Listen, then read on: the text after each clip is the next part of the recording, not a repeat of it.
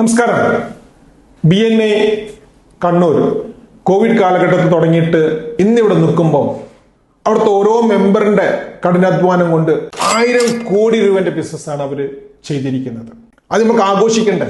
അങ്ങനെയാണ് കണ്ണൂരിലെ ഏറ്റവും അറിയപ്പെടുന്ന വളരെ ഭംഗിയായി നടന്നു പോകുന്ന BNA ചാമ്പ്യൻസ് ചാപ്റ്റർ മുന്നോട്ട് വരികയും ഇതൊരു റീജിയണൽ പ്രോഗ്രാമായി വേണ്ട ഒരു മലബാറിയൻസിന്റെ ഒരു പ്രോഗ്രാമായി മാറ്റി തീർക്കണമെന്ന് ആഗ്രഹിക്കുകയും അതിന്റെ ഭാഗമായിട്ട് വളരെ നന്നായിട്ട് വളരെ സിസ്റ്റമാറ്റിക് ആയിട്ട് വളരെ സ്ട്രക്ചർഡ് ആയിട്ട് പ്ലാൻ ചെയ്യുകയും ആ പ്ലാൻ ചെയ്തതിന്റെ ഭാഗമായിട്ട് മെയ് 3-ാം തീയതി EK Nayanar മെമ്മോറിയൽ ഹാൾ വെച്ച് ഒരുപാട് പരിപാടികൾ നടത്താൻ അവർ ആഗ്രഹിക്കുന്നു. എന്തിനു പറയുന്നു?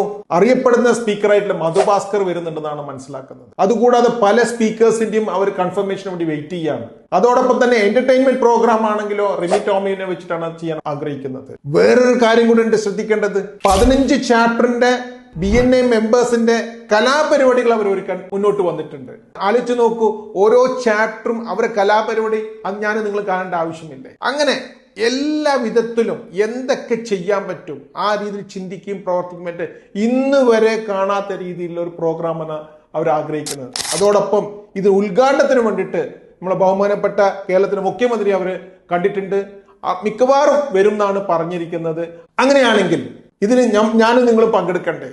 ഓരോ മലബാറിയൻ പങ്കെടുക്കണ്ടേ? എല്ലാ BNA മെമ്പേഴ്സും ഇല്ലെങ്കിൽ എന്ത് സംഭവിക്കുന്നറിയോ? നമ്മൾ വിട്ടുനിന്ന് പോകും. നാളെ നമുക്ക് തോന്നും നഷ്ടപ്പെട്ടെന്ന് തോന്നും. അങ്ങനെ തോന്നാതിരിക്കുകയാണെങ്കിൽ അവരെന്തൊക്കെ ചെയ്യുന്നോ എന്തൊക്കെ മനസ്സിലാക്കുന്നോ ആ രീതിയിലുള്ള കാര്യങ്ങൾ പറയുന്നതനുസരിച്ച് ചെയ്യണം. അവരൊരു സോവിനറും കൂടെ ഇറക്കുന്നുണ്ട്.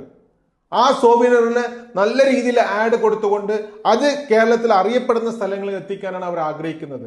അങ്ങനെ നിങ്ങളെ പരസ്യങ്ങൾ ആ സോവിനറിൽ വരണോ അത് നിങ്ങൾ ചെയ്യുക. അവർ രജിസ്ട്രേഷൻ പറയുന്ന സമയത്ത് തന്നെ കുടുംബം മൊത്തമായിട്ട് നിങ്ങൾ രജിസ്റ്റർ ചെയ്യുക. ആ രീതിയിൽ ഇത് ജീവിതത്തിൽ മറക്കാൻ പറ്റാത്ത ഒരു പരിപാടിയായി മാറട്ടെ.